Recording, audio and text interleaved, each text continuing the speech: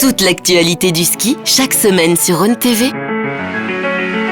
Avec le soutien de Bliblablo de Net Plus, Ski Valais et les banques Raiffeisen du Valais roman.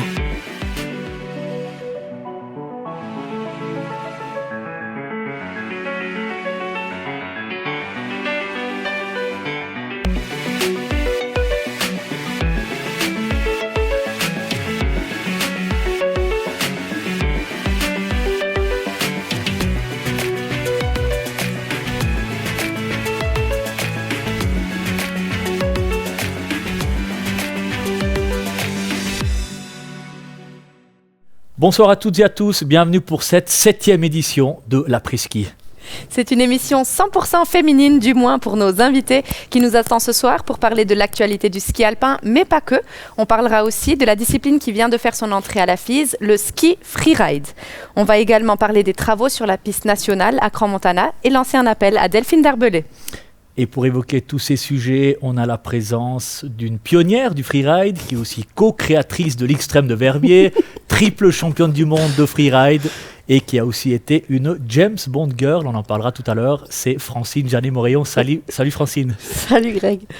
Également avec nous ce soir, Sybille Blanjean, rideuse du Freeride World Tour et puis victorieuse de l'Extrême de Verbier en 2022. Salut Sybille. Salut. Allez, avant de parler de freeride, on va évidemment revenir sur les courses de ski alpin de Coupe du Monde du week-end passé à Beaver Creek. Place au débrief.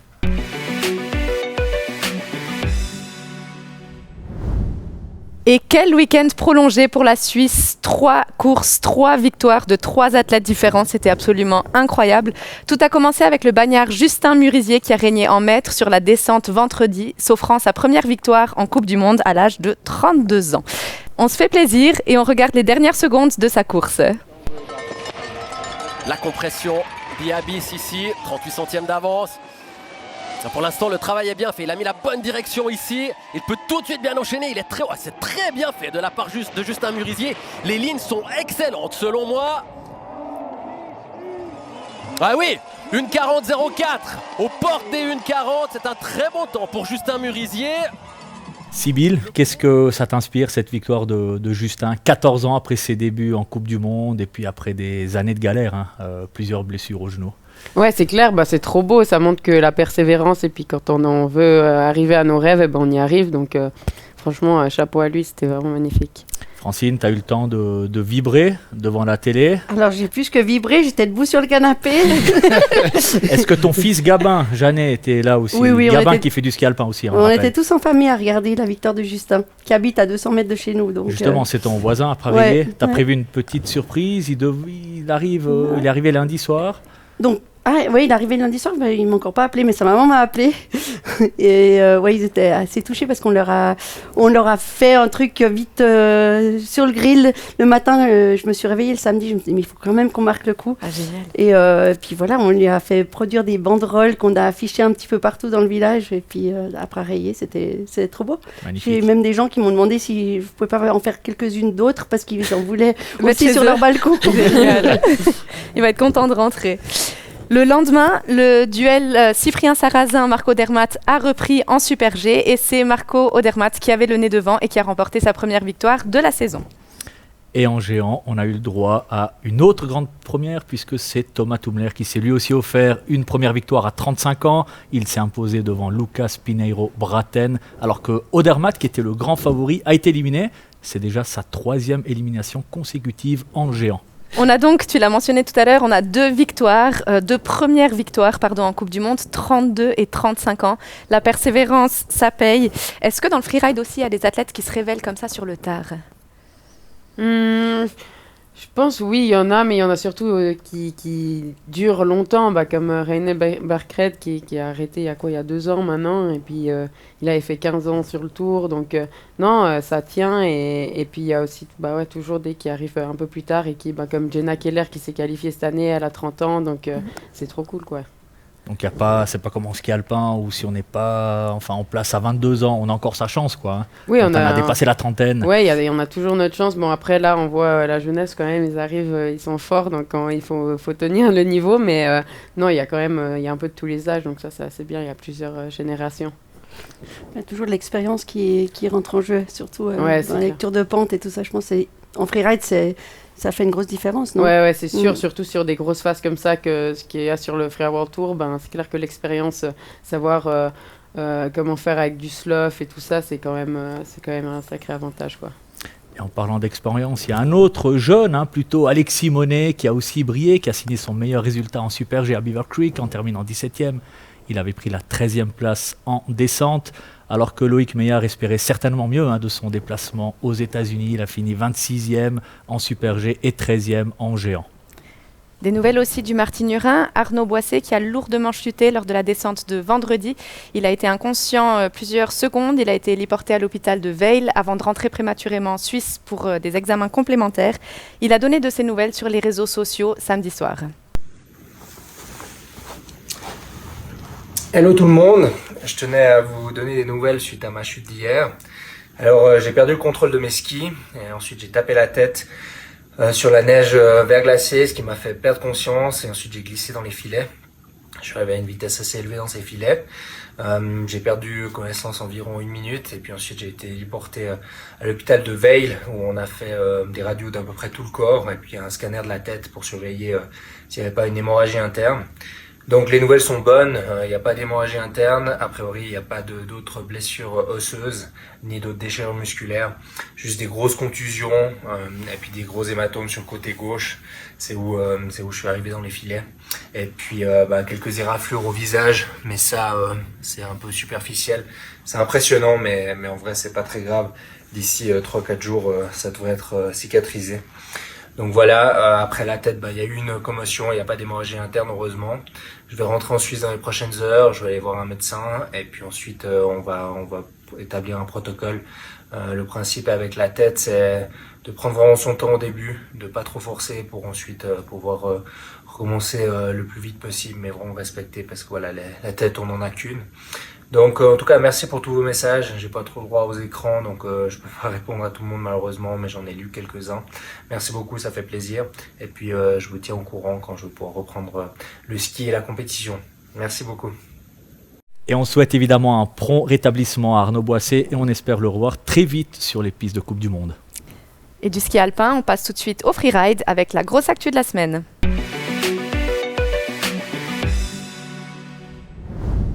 Alors que la version junior existait déjà, on a appris récemment l'arrivée des championnats du monde élite en freeride. Sybille, comment est-ce que tu as accueilli la nouvelle ? Bon, on s'y attendait avec le fait que le freeride est rentré dans la FIS il y a 2 ans maintenant. Non, c'est une bonne nouvelle, c'est de la nouveauté, c'est un pas en plus vers potentiels Jeux Olympiques un jour, donc c'est cool, on verra ce que ça donne. Francine, on dit que ces mondiaux, c'est nouveau, mais toi, tu es triple championne du monde déjà. C'était un peu un autre format à l'époque. C'est un petit monde. Non, mais tu as eu ce titre de championne du monde, c'était la même chose? Non, pas du tout. Voilà. Est-ce Non, que tu arrives à non. nous expliquer la différence? Alors, la différence, c'est que c'était les Américains qui organisaient ça en Alaska. Et chaque année, c'était au même endroit, à Valdez. Et ils avaient une sorte de liste de riders qu'ils invitaient. Et puis, jusqu'à ce qu'on arrive, les Européens, ils avaient fait des championnats du monde américains, en fait. Puis, du coup, après, ça s'est un peu étendu à quelques riders, en fait, européens, et notamment des Français. Moi, j'étais la seule Suissesse. Ils avaient émis des doutes sur nos capacités à pouvoir descendre les pentes d'Alaska. Puis en fait, on est arrivé, puis on leur a un petit peu montré que ça se passe. Expliqué. Non, mais que ça se passe, qu'on arrivait, quoi. Yes, d'accord. Et puis la même année, justement, il y avait Arnaud Adam qui avait gagné chez les hommes, et puis moi, j'avais gagné chez les femmes. La première année, donc. Mais on a déjà ce titre de champion et championne du monde sur le Freeride World Tour. C'est quoi finalement la différence avec cette nouveauté qui aura lieu en 2026? Le Freeride World Tour, c'est vraiment c'est un circuit où il y a plusieurs compétitions qui ont lieu tout au long de la saison. Et puis après, il y a l'accumulation des points qui se font. Et puis avec ça, le classement général, on est champion du monde ou championne du monde. Tandis que les championnats du monde, ce sera une course un jour. Et c'est là le gagnant, c'est lui le gagnant du championnat du monde. Donc ce sera plus, il y aura un peu 2 champions du monde. Un champion du monde, Freeride World Tour champion du monde. Et d'un autre côté, le champion du monde de la FIS, quoi. Mais non, ce sera comme la Coupe du monde Exactement, en ski alpin, et puis l'autre, ce sera Équivalent le du titre. globe. Mhm. Voilà, exactement. D'ailleurs, est-ce que vous allez soulever aussi un globe de cristal comme en ski alpin? Apparemment, ouais, ils nous ont dit qu'il y aurait un globe de cristal pour le Freeride World Tour, justement. Du coup, quelles ambitions tu as pour cette année sur le Freeride World Tour, la Coupe du Monde de Freeride? J'aimerais bien avoir un petit globe. Hein. Un gros, ouais. Petit gros, quoi. L'objectif, c'est quoi? C'est d'atteindre la finale à Verbier en fin de saison? Oui, ça, c'est toujours l'objectif numéro 1 de la saison, ouais, c'est clair. Et puis après, le reste, c'est du bonus. Tu avais remporté l'Xtrême de Verbier en 2022 lors de ta première participation. L'année passée, tu as gagné une étape en Géorgie. Allez, on va d'ailleurs se faire plaisir et on va regarder ton run gagnant. Overall, that's one spot below the cut. If she wins, she's in. Fourth and above, she's a maybe. Anything under fifth, and she is out and back to the challengers. So Sybille Blanchon, she's only 24 years old. It feels like she's been on the scene and on the tour for a while as a veteran, but she is still young. And Sybille right into the heart of things. Wow, skiing like a veteran, Derek. Making her way off that top roller and catching a big air off of it before working her way through this beautiful snow, finding a feature, airing into it, nice and smooth into that chute. Yeah, really aggressive approach as Sybille has been kind of come to be known for, popping off this air now into the couloir. She's going to get her setup turn out there in the sunny powder and now working away. There's lots of ways that you can take this section. There really is. It's a super creative zone and interesting to see the way that the different women take it. And that was big and fast, Derek. And I am really enjoying her watching her just milk this bottom section. Look at that, Yeah, it feels so good. It feels so good. And you can see just laying out turns, popping a shifty there. Sybille Blanchon is going to be happy with that one as she was top to bottom, aggressive, powerful riding. Super powerful. And I was going to say claiming it, the C word in that bottom section. On imagine que tu te réjouis de retourner en Géorgie cette année. Ouais, c'est clair, c'est vraiment une étape trop bien. C'est toute une aventure pour arriver là-bas. La population, c'est vraiment assez encore rustique et tout. C'est vraiment génial de découvrir une culture comme ça. Et puis les montagnes, elles sont énormes. On avait eu de la bonne neige l'année passée en plus. Donc ouais, je me réjouis vraiment. Justement, elles sont comment les pistes, les domaines? Enfin, tu arrives à nous expliquer un peu? Ouais, c'est assez marrant. Déjà, avant d'arriver à la station, on est pendant 4 heures sur une route. C'est pas une route, on se fait secouer dans tous les sens. Il y a des vaches qui traversent et tout. C'est un peu... ouais, c'est vraiment l'aventure. Et puis après, on arrive dans ce petit village qui est quand même assez pas mal. Et puis les pistes, les télésièges, c'est des vieux télésièges d'Europe. Il y a encore le nom des stations écrit dessus, les ratracks pareil. Et il y a quelques pistes. Et puis après, il y a un terrain de freeride de hors-piste énorme, quoi. Et puis aussi des accès en hélicoptère. Ouais, c'est assez impressionnant, c'est trop bien. Ça change, on n'a pas l'habitude de ça sur le ski alpin. J'ai envie, en tout cas. C'est une étape un peu à part entière quand même sur le freeride World Tour. Ah ouais, c'est clair. Surtout qu'on a l'habitude d'aller dans des stations ski. En général, tout ce qui est ski et tout ça, c'est assez riche. C'est établi. Bah ouais, c'est clair et c'est hyper développé. Puis là, d'arriver dans une station ski qui est pas développée et de voir une population non plus un peu coupée du monde et tout, ça, c'est un peu bizarre parce que moi, personnellement, je voyage pas mal l'été, etc. Et j'ai l'habitude d'aller dans des endroits pauvres l'été, à la plage et tout. Et là, d'arriver dans un endroit un peu pauvre, mais dans l'hiver et à la montagne, c'est vraiment bizarre. Francine, c'est super cool. T'as testé la Géorgie déjà? Non, la Roumanie. Mais la Roumanie, ah ouais, ok. Non, j'ai jamais été en Géorgie. D'ailleurs, je m'invite très bien là. Bah ouais, je suis sûre qu'on fait un voyage de presse là. Et puis L'invitation est lancée. Bien seulement. Depuis 2023, le freeride fait partie de la FIS maintenant. Est-ce qu'il y a déjà eu des grands changements dans la structure ou est-ce qu'il y en a qui s'annoncent encore? Je dirais que pour l'instant, on n'a pas eu trop de changements. En tout cas, la saison passée, ça s'est passé vraiment comme d'habitude. Après, là, maintenant, on a eu plusieurs meetings avec l'organisation du Freeride World Tour où on va maintenant être testé WADA. Et puis, on a justement ces championnats du monde qui arrivent. Donc, il y a gentiment un petit peu des choses comme ça qui se mettent en place. Mais ouais, c'est vraiment petit à petit. Francine, tu as peur que cette étiquette FIS dénature un peu le freeride, voilà, que cette liberté si chère à cette discipline, elle soit brisée finalement? De toute façon, c'est trop tard pour changer quelque chose. C'est en cours, c'est en place. Ça reflète aussi tout ce qui se passe, aussi, que ce soit dans le snowboard ou dans le freestyle. Donc, je veux dire, autant prendre le train en route et puis y aller quoi, avec le freeride. Ça peut aider au développement, aux retombées économiques et ça peut permettre au sport de grandir encore un peu plus. Ça peut être un point positif. Moi, je dis principalement, c'est pour les athlètes, pour pouvoir avoir une structure, sport-études, avoir des financements, avoir du soutien étatique et tout ça, c'est le seul moyen d'y arriver, en fait, pour les jeunes. Ouais, c'est clair que pour les jeunes, je pense que ça va amener beaucoup, justement, parce que moi quand j'étais encore scolarisée à l'école normale, entre guillemets, enfin obligatoire, on n'avait pas du tout accès à tout ça, sport-études, etc. Donc, dans ce sens-là, je pense que c'est vraiment bien. Parce qu'aujourd'hui, on peut gagner sa vie en faisant du freeride. Je pense une certaine partie, on y arrive, mais pas tout le monde, non. D'accord, mais que en faisant de la compétition? Ou bien est-ce qu'à côté, non, on doit avoir des projets Ouais, il y a les projets, il y a les réseaux sociaux maintenant, beaucoup aussi. Donc, c'est un tout. On prend le package et on prend tout, quoi. T'avais gagné combien en gagnant l'étape en Géorgie, par exemple?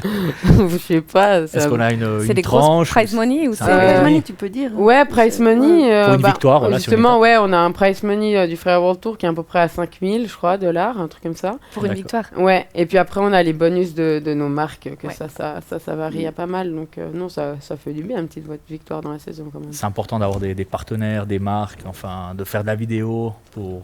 on va en vivre, quoi. Ah oui, sans partenaire, on n'arriverait pas du tout à faire tout ça. Déjà, rien qu'au niveau matériel, mais aussi au niveau des frais de déplacement, etc. C'est grâce à eux qu'on arrive à faire tout ça. Cette structuration, ça passera peut-être aussi par des JO. On en parle pour 2030. D'ailleurs, il y a une étape à Val Thorens qui se met en place, peut-être en prévision justement de ces Jeux olympiques. Est-ce que tu en sais davantage, Francine? Ça se concrétise? Oui, alors je suis un petit peu au courant de ce qui se passe. Donc, les JO 2030 ont été attribués à la France, à la Savoie, Haute-Savoie et Alpes du Sud aussi, si je ne me trompe pas. Mais effectivement, Valto se positionne comme une étape le lieu qui accueillerait le freeride. Ce serait là, ouais. Ouais, ce serait là. Donc cette année, là, il y a la deuxième étape qui va se passer là-bas. Ce sera un peu l'épreuve test. Ouais. Et puis, ça sera au mois de septembre 2025 que la commission olympique va prendre la décision de oui ou non intégrer le freeride pour les prochains JO. Donc septembre 2025, tu seras fixé. Est-ce que c'est quelque chose qui fait rêver les JO ou bien? Oui, c'est clair. En tant qu'athlète, je pense que tout le monde rêve d'aller aux JO. Après, c'est clair que c'est quand même dans quelques années, donc il faut voir si je tiens dans la longueur. Mais non, c'est clair que ça fait rêver, ouais. Et en parlant de grands événements, il y en a un autre qui se profile en vallée, ce sont les championnats du monde de ski alpin de Crans-Montana. D'ailleurs, cet été, les travaux ont repris sur la nationale. Regardez ce reportage.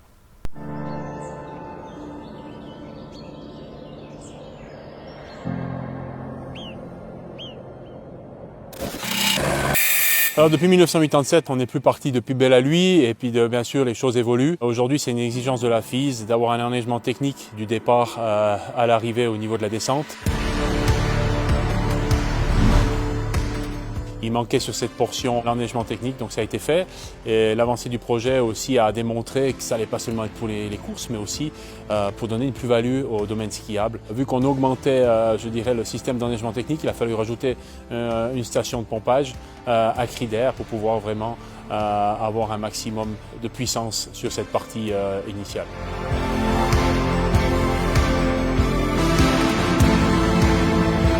Il y avait une infrastructure de sécurité, le type Filea, de haute sécurité pour les athlètes. Il a fallu remettre ça aussi au goût du jour. Concrètement, ça a été un contrôle de l'infrastructure qu'il y avait. Ça a été une réutilisation aussi des mâts ou du câblage ou des câbles qui existaient. Donc il a fallu les remplacer par des nouveaux. Il a fallu en rajouter aussi quelques-uns pour pouvoir avoir vraiment une installation aux normes d'aujourd'hui.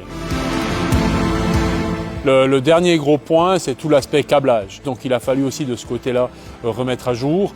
Et là, vraiment, c'est de la fibre optique, c'est du cuivre pour tout ce qui est chronométrage et c'est de la puissance électrique pour les départs. En conclusion, la piste elle est prête, tout le monde a bien travaillé. On n'attend plus que la neige. Et depuis ce reportage, la neige, naturelle et artificielle, est tombée et tous les voyants semblent au vert pour que la piste nationale reprenne du service depuis tout en haut, depuis belle à lui. Francine, ça doit te rappeler des souvenirs. En 1987, tu étais là, tu étais ouvreuse. Ouais, j'avais fait ouvreuse. C'était une expérience extraordinaire. J'avais ouvert la descente et le slalom. Raconte-nous la 87. piste, l'ambiance et tout ça. Enfin, moi j'avais 1 an. Oh, mais ça suffit. Moi, j'étais pas née. C'était Non, mais comment, c'était cette incroyable. ambiance? C'est vrai Non, que mais c'était une ferveur extraordinaire. Ça a touché tout le monde, autant le Valais que la Suisse entière. Il y avait du monde à l'arrivée. Il y avait puis en plus, les Suisses avaient juste tout raflé. C'était impressionnant, quoi. tu avais ouvert les courses, enfin Oui. une course ou toutes les courses, toutes les disciplines? Non, justement, la descente. La J'avais descente. ouvert la descente et le D'accord. slalom. D'accord. Ouais. Et en fait, j'avais la chance d'être un peu sous l'aile du serviceman de Michela Figini, parce que Ah ouais. j'étais sur la même marque qu'elle. Et puis, il m'avait mis un peu des bombes aux pieds. Puis elle était quand même assez puissante. C'était une incroyable skieuse. J'avais le même serviceman qu'elle. Et puis, il m'avait un petit peu envoyé en test, repère sur des lignes.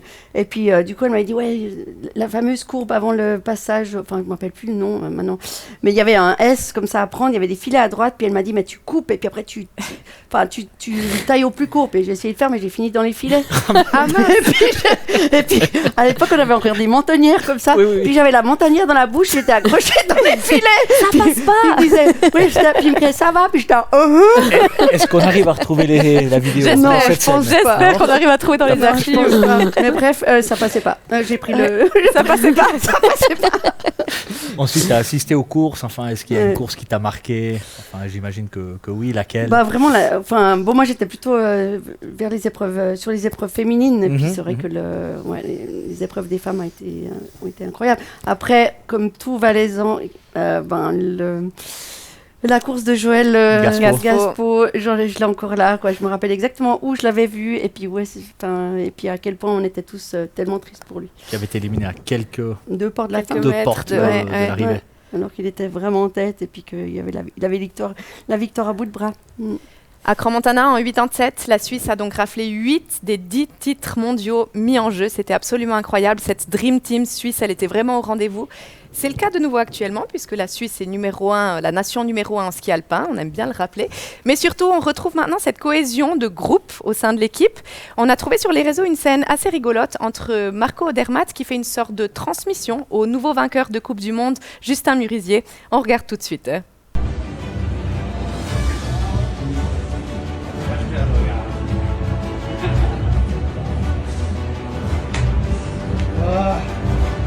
Das habe ich nicht mal mit meinem Podcast.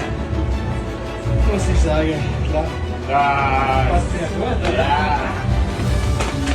Et d'autres s'entendent aussi très bien. En Coupe d'Europe, certains athlètes se fendent la poire. C'est notamment le cas de Christophe Torrent, Gaël Zulauf et Denis Corté. Regardez ces maîtres nageurs. Christophe Torrent, le Valaisan. En 2005, 2006, 2007, 2008, 2010, 2011, 2012, 2013, 2014, 2017, 2018, 2019, 2020 et 2022. Gaël Zulauf. Allez, le Vaudois au départ. Le leader de la Coupe du Monde. Il attend toujours une première victoire.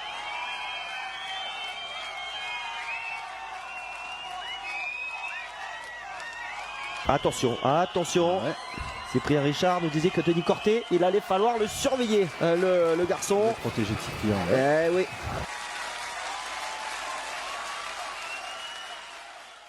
Rapide. Je suis rapide.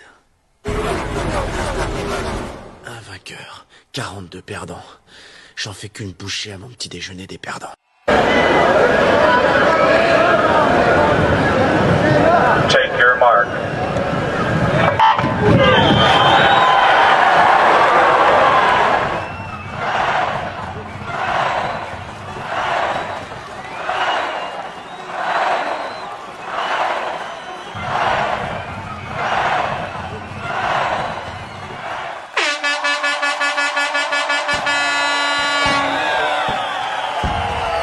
Sybille, cet esprit d'équipe, donc le ski c'est un sport individuel, mais il y a cette espèce de cohésion d'équipe qui se met en place. Est-ce qu'en freeride ça existe aussi? Ah oui, clairement, en freeride, c'est clairement une famille, même juste toute l'équipe, peu importe la nationalité, je dirais. Mais là, en ce moment, depuis quelques années, on est une bonne équipe de la vallée de Bagne, donc ça, c'est vraiment cool. On voyage tous ensemble, on va aux courses ensemble, on skie ensemble ici. Donc non, il y a clairement un bel esprit d'équipe, c'est chouette. Ça change un peu par rapport à tes débuts dans le Freeride World Tour où tu étais un peu seul, entre guillemets, c'est juste ou bien je me trompe? Ouais, c'est clair. Au début, quand je suis arrivée, on n'était pas beaucoup de la vallée, pas beaucoup de Suisses. Donc ouais, en plus, quand on est nouveau, c'est toujours compliqué. Et là, au fur et à mesure, on est de plus en plus de la vallée, de plus en plus de mes amis de base, entre guillemets, avec qui je skie toujours. façon, donc ouais, c'est vraiment trop bien. Et les Suisses qui brillent à tous les niveaux, en Coupe du Monde, en Coupe d'Europe aussi. D'ailleurs, on va passer un petit appel à Delphine Darbelay, qui est en tête du classement général de la Coupe d'Europe. Mais d'abord, place à une petite page de publicité.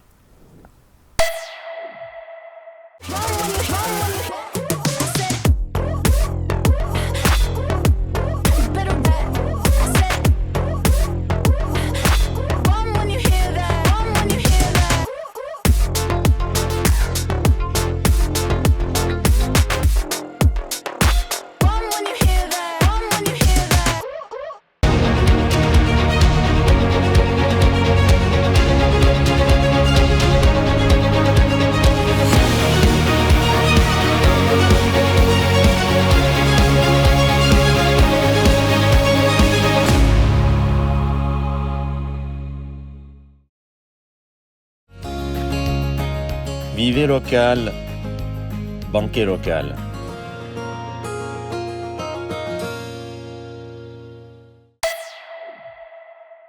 Salut Delphine, comment est-ce que ça va une semaine très exactement après ce succès en Coupe d'Europe à Zinal? Salut, alors oui, moi ça va super bien. Là en ce moment, c'est vrai que je pouvais pas rêver mieux comme début de saison. Alors tout va pour le mieux, oui. Tu avais remporté ce géant à Zinal, la veille tu avais terminé 13e et ton meilleur résultat en Coupe d'Europe c'était une 14e place en fin de saison passée. Qu'est-ce qui s'est passé durant l'été pour que tu franchisses ce cap? Je pense qu'il y a beaucoup de choses qui rentrent en jeu. Enfin, une des premières choses, c'est qu'avec les points que j'ai pu faire l'année passée, je suis rentrée dans le top 30, ce qui fait qu'à Zinal, j'ai eu un super numéro de dossard. Et ça change quand même quelque chose au niveau de la piste. Et ensuite, au niveau de la préparation estivale, après, j'ai fait comme chaque saison, je me suis bien entraînée, mais je pense que cette saison, j'ai quand même fait un progrès aussi physiquement. Et j'ai pu faire beaucoup d'entraînements un peu sur des neiges très différentes, un peu partout. J'ai aussi été en Nouvelle-Zélande. J'ai pu m'entraîner sur de la glace, sur tout type de neige, la neige agressive. Et donc, je pense que c'est tout ça qui fait que là, j'ai pu commencer la saison en étant vraiment prête. Tu sens vraiment que tu es dans la forme de ta vie, entre guillemets, que tu peux appliquer ce que tu fais à l'entraînement en course? Je dirais pas encore que je suis dans la forme de ma vie, parce que je manque pas mal de constance, on va dire. Des fois, je fais des super courses, des super entraînements, comme la semaine passée à Zinal. Mais après, j'ai aussi encore de la peine un peu à trouver cet équilibre entre un ski trop conservateur ou aller en dessus de la limite et avoir des DNF. Et c'est un peu limite que je suis pas mal en train de chercher ces derniers temps. Donc voilà, je pense pas encore que je suis là où j'aimerais être, mais vraiment, je suis sur le bon chemin.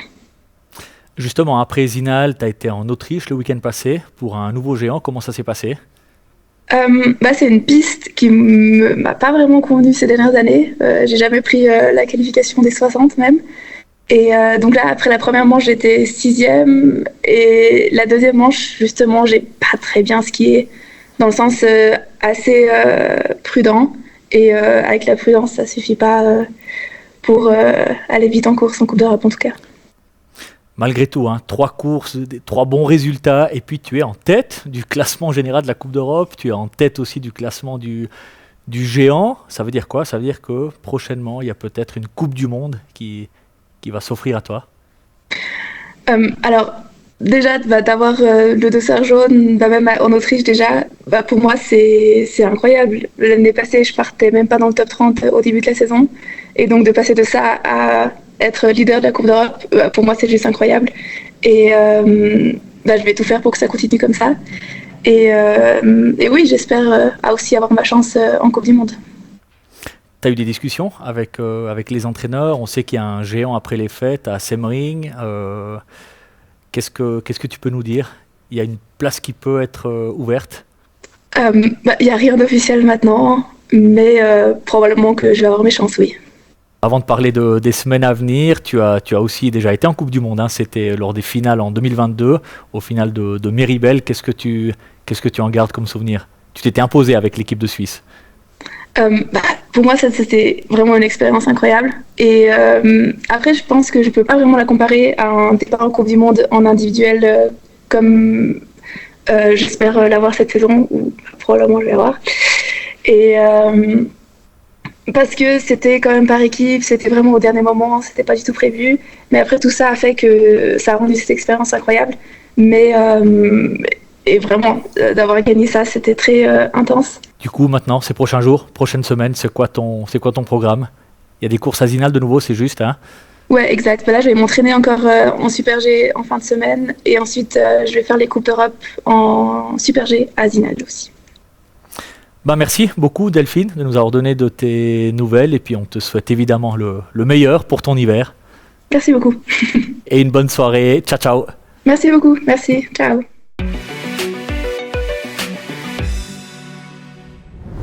Delphine Darbelé qui a gagné sa première épreuve, on imagine son émotion. Toi, tu te souviens aussi de ta première victoire, peut-être sur le Freeride World Tour, ou bien même sur le qualifier, l'antichambre du Freeride World Tour. Tu te rappelles des émotions? Ouais, c'est clair. Après, je saurais pas dire. Je crois pas que j'arriverai à dire exactement la première. Trop gagné. Non, vrai même pas. C'est rigolo. Mais je sais pas. Tu te rappelles des émotions, mais pas. Ou alors où, prenons quand celle c'était du Freeride World Tour, quoi. C'était l'Xtrême de Verbier, Ouais. chez toi à la maison, première participation. Ah ouais, c'était dingue, mais c'est un peu bizarre parce que justement, je m'en souviens sans m'en souvenir. C'était un peu un rêve.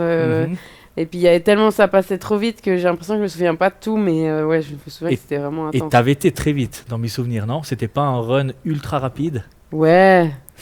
Quand Non. je le regarde maintenant, je suis là, purée, j'aurais tellement pu C'est faire vrai. plein de trucs mieux. Mais non, pour Mais les pour un conditions étaient premier. compliquées aussi, hein, Ouais, cette c'était année-là, assez en dur, 2022. mais bon, on a l'habitude, hein, je dirais. Mais non, c'était cool. Franchement, pour une première participation, je voulais déjà juste arriver en bas. J'avais tellement peur que, ouais, arriver en bas, déjà, j'étais contente, quoi. Donc après le reste. Et gagné en plus. Ouais. Joli. Vous venez toutes les deux du ski alpin à la base. Est-ce que c'est vraiment une base justement nécessaire pour faire du freeride, Francine? Alors, on va laisser parler la vieille. Moi, je pense que oui. Je pense que c'est pas nécessaire, c'est pas indispensable, mais c'est très. Enfin, ça aide beaucoup. Et puis, ça, voilà, on est bien posé sur les skis. Et puis, je pense on arrive à mieux jauger plein de choses, quoi. La prise de risque et puis le fait d'avoir des bonnes bases techniques. Pour moi, je compare toujours ça à la musique. De faire un petit solfège. peu solfège, Ouais. ces gammes en gammes. classique. Ouais. Après, ça te donne le champ libre pour faire ce que tu veux derrière. Sybille, toi ensuite, tu as assez vite switché sur le ski freeride. Pourquoi ce choix? Qu'est-ce qui t'a tiré? On était plusieurs au Ski Club Verbier à vouloir partir. Il y avait déjà eu l'année avant la sélection ski valais ou pas, puis j'avais pas trop envie d'aller parce que c'était un peu un tout de devoir aller au cycle en sport-études et tout ça, j'avais pas trop envie. Et puis du coup, ensuite, on était plusieurs à se dire, allez, on va faire du freeride. En même temps, il y a eu un peu des groupes freeride qui se sont mis en place à Verbier dans différentes écoles. Et puis, on a trop aimé direct, juste skier pour le plaisir, quoi, et pas avoir autant de contraintes, c'était trop bien. Et puis voilà, quoi, après, petit à petit, quoi. Francine, tu as créé l'Xtrême de Verbier, co-créé l'Xtrême de Verbier. En 96, c'est juste 96, Oui. première édition. On fête notre 30e édition là en 2025. D'accord, Ouais. 30 ans déjà, Ça va être 30e la fête. édition. Oh, ça va être la monstre fête. Ouais. Plus que d'habitude. Oui. Comment est-ce que quelle évolution tu as vue entre la première édition Wow. et celle qui va venir là que tu Ouais. prépares avec Nicolas Olvouz, Ouais. j'imagine. L'évolution, elle est juste énorme parce que l'évolution, elle touche tous les niveaux, autant au niveau technologique que ça touche le matériel, ça touche l'engagement, ça touche tout. Déjà au début, on n'avait que des snowboarders jusqu'en 2004. Il n'y avait pas de skieurs. 2004, première édition avec le ski. Puis après, 2006, le tour a été a débuté. Donc oui, avant, c'était les gars descendaient, ils essayaient de tenir leur ligne, de ne pas trop tomber. Et d'aller le plus vite possible, mais il n'y avait pas d'enchaînement de figures. Mais je dis pas que les risques étaient moindres, au contraire. Je pense que, vu le matériel, il prenait vraiment des risques majeurs. Et puis c'était vraiment super impressionnant. Moi, j'ai encore ce souvenir du tout premier extrême quand Jason Schutz a pris le départ. Moi, je crois que j'ai pas respiré pendant tout le redescente. Non, c'était terrible parce qu'on savait pas à quoi s'attendre vraiment, quoi. Ce qui reste, c'est peut-être le message de sécurité. Ça, c'est resté par contre. Sybille, comment tu gères cette sécurité? Enfin, est-ce qu'on le travaille mentalement aussi? Comment tu l'abordes? Bon, la sécurité, je pense que c'est un peu large parce qu'il y a plein de sécurité dans le freeride qui entre en compte. Il y a tout ce qui est avalanche, etc. Ça demande de l'entraînement, mais aussi d'essayer d'élargir ses connaissances sur la montagne en elle-même et sur la neige, quoi. Et puis d'avoir du bon matériel de sauvetage au cas où. Et puis après, il y a tout ce qui est sécurité de prise de risque, justement, de savoir bien lire sa ligne, de savoir bien s'en souvenir pour pas se perdre et puis se mettre en danger, du coup. Donc oui, ça passe pas mal par la phase mentale, mémorisation, visualisation, etc. Ouais. Tu as toujours travaillé avec un préparateur mental, ou bien est-ce que la plupart des freeriders travaillent? On est beaucoup à travailler avec un préparateur mental. Après, moi, j'ai eu une préparatrice mentale d'abord quand j'étais en qualifier pendant quelques années. Et puis après, je me suis dit, je crois que c'est bon, je suis bien mentalement. Jusqu'à ce que l'année passée, mon mental ne tenait pas. Et du coup, depuis l'année passée, je travaille avec Gaëtan Constantin. Et puis, le mental, c'est quand même assez un pilier dans le ski. Si la tête va pas, on a beau avoir le physique, ça va pas suivre, quoi.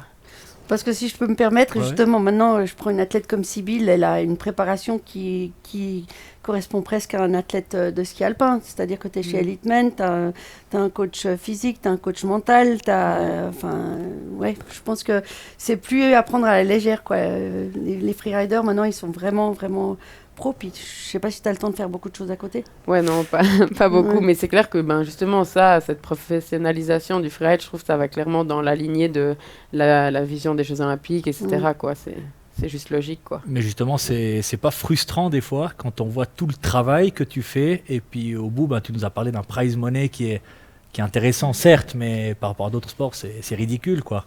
Bon, je pense pas parce que personnellement, je fais pas du ski pour l'argent, quoi. Sinon, j'aurais fait un autre sport. Je le fais parce que j'aime ça, parce que c'est ma passion, c'est là que je me sens bien. Et puis, pour moi, me préparer physiquement, mentalement, etc., ça me permet de faire ce que j'aime et encore mieux et pouvoir progresser pour moi avant tout, quoi. Tu avais trouvé un surnom de Francine, il me semble, non? Dingue, il ressort. Sophie l'a trouvé. Donc, j'imagine que ça veut dire que tu te laissais pas trop freiner par la peur. Toi, comment est-ce que tu gérais ça mentalement? Donc on t'appelait comment? Frappadingue. Frappadingue, c'est ça. dit encore l'autre. Frappadingue, ouais, d'accord. Ouais, Frappadingue. Je sais pas. Mentalement, Est-ce que tu avais un coach mental? Voilà, non, mais sincèrement, entre le stress que j'avais quand je faisais de l'alpin et le plaisir que j'avais quand je faisais du freeride, je pense que j'avais pas besoin de coach mental. J'aurais vraiment eu besoin d'un coach mental quand je faisais de l'alpin. C'est vrai, c'est rigolo. Ouais, parce que j'avais beaucoup de stress et puis je sais pas. Puis là, tout à coup, quand j'ai passé au freeride, il y avait vraiment plus que. Pour moi, c'était de la liberté, c'était du plaisir et du coup, j'étais juste bien dans ma tête. Du plaisir, ouais, t'as même été James Bond girl. Mais ça y est, vous les ressortez. Ouais, parce que ça nous a profite, on sort tous les dossiers ce soir.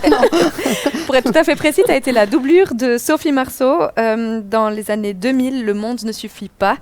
On regarde tout de suite un extrait quand même.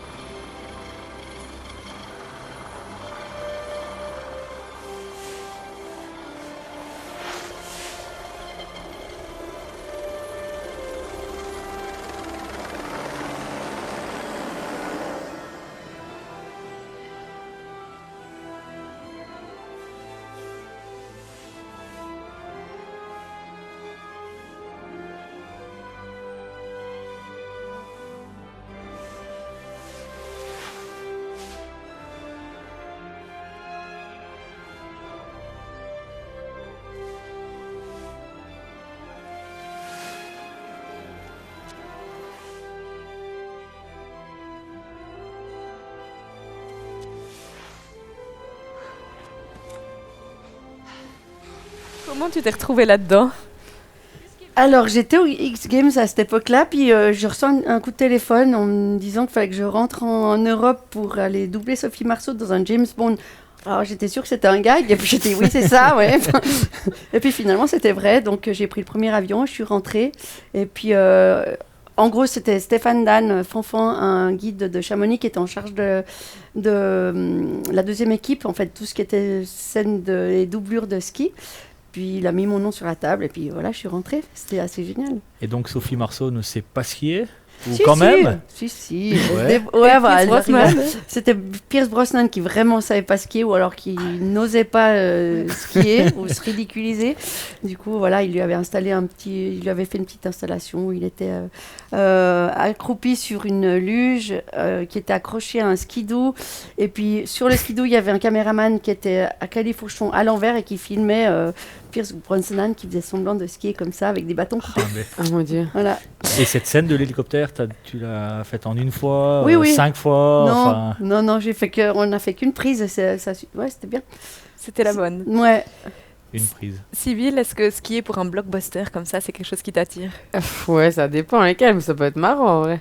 Ça, c'est Tu délire. verras, on parlera de toi pendant toute ta vie. On te la ressortira. Peut-être pas un petit truc moulant. Mais... De couleur aubergine. S'il te plaît, pas aubergine. violet, aubergine, Non. d'accord. Plus sérieusement, Sybille, la vidéo, le film, ça fait vraiment partie du freeride. Toi, tu as fait des projets, tu as des projets en cours ou bien à l'avenir, tu as des idées de films? Ouais, bah, j'ai eu un petit projet là il y a 2 ans. C'était ma première expérience dans mon projet à moi que je veux filmer. C'était cool, j'ai appris beaucoup. Et là, ouais, j'ai des projets en vue et j'aime bien filmer. Je trouve que c'est cool. C'est assez similaire à la compétition. On a un run, il faut le poser et c'est cool, quoi. On peut faire aussi parler notre imagination un peu, nos rêves. Ouais, j'ai envie de faire ça, d'aller là, raconter ça et ça, c'est super cool, quoi. Des films, du freeride sur le Freeride World Tour, tu es aussi physiothérapeute. Comment tu arrives à gérer tout ce planning? Bon, c'était plus compliqué de gérer le planning quand j'étais encore étudiante. Maintenant, c'est plus facile. J'ai eu mon diplôme cet été. Du coup, je peux un peu plus gérer ça. Je suis plus libre. Je fais un peu des remplacements de temps en temps pour garder la main, quoi. Et pour faire travailler ma tête un petit peu aussi. Et puis sinon, bah, je mets pas mal de temps quand même pour le ski, quoi, là.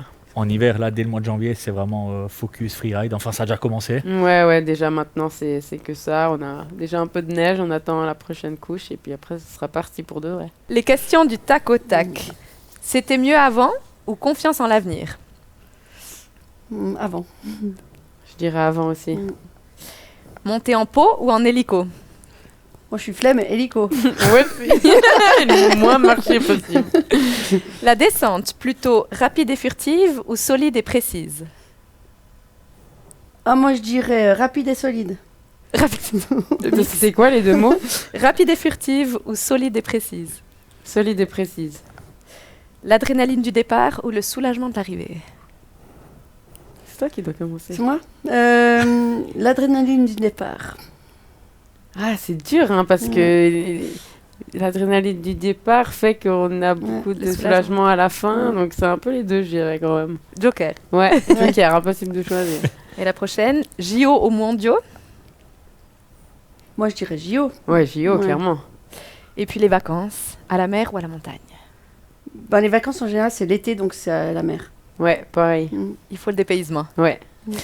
Parfait, merci beaucoup à toutes les deux. Merci d'être venues nous voir, d'avoir pris le temps. On vous souhaite tout le meilleur pour cette saison, pour cet hiver qu'on espère enneiger, et puis pour vos différents projets. Merci. Et quant à nous, on va se quitter avec une musique que tu as choisie, Sybille, quand tu montes sur ton run, c'est ça? C'est une musique qui te plaît? Ouais, une musique qui me rend heureuse et confiante, je dirais. Parfait, alors on va l'écouter en conclusion de cette émission. Et quant à nous, on n'oublie pas la tournée en piste du Nouvelliste. Ce samedi, c'est du côté de Thion que ça se passe. Et nous, on se retrouve la semaine prochaine, même endroit, même heure. Allez, bonne soirée. Merci, tchuss.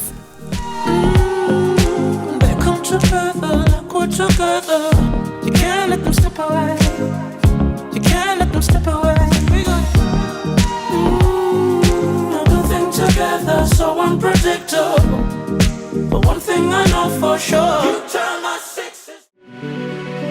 Toute l'actualité du ski, chaque semaine sur Run TV. avec le soutien de Bliblablo de Net+, Ski Valais et les banques Raiffeisen du Valais roman.